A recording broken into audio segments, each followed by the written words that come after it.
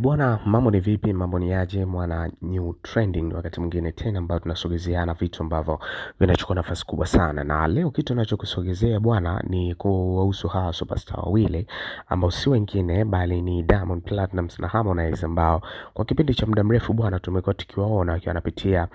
quarrels nyingi sana, lakini kwa hichi ambacho kimekuja kutokea siku ya leo kinazidi kuonesha kwamba ni kwa namna gani ambavyo wanazidi kujisolve na kuwa watu safi kabisa. So hii ni baada ya tukio zito ambalo liweza kufanyika kipande cha Zanzibar pale kwenye Trace Music Awards, ambako hapo bwana ziliweza kugawiwa tuzo za washindi wa kategori tofauti tofauti, na tukaweza kuona washindi wengi sana kama Jux aliweza kushinda, Diamond Platnumz, lakini pia performance kali ziweza kufanyika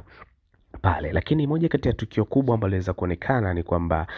Harmonize baada ya kufika kipande cha Zanzibar kwenye Trace bwana alidai kwamba anataka kukutana na Diamond Platnumz kabla hata hajaweza kukutana naye. So baada ya hapo tukaja kuona ameweza kukutana naye na kuna ka short clip ambako kalionekana tu wakiwa pamoja, lakini engo nzima ya tukio lilivyokuwepo haikuweza kuonekana. So siku leo bwana Diamond Platnumz ameamua kuweza kupost au kumpost Harmonize katika page yake ya Instagram baada ya kuweza kuorodhesha picha zote ambazo ziliweza kuonekana za tukio la kwenye Trace Music Awards, na akaweka na clip hiyo ikimuonesha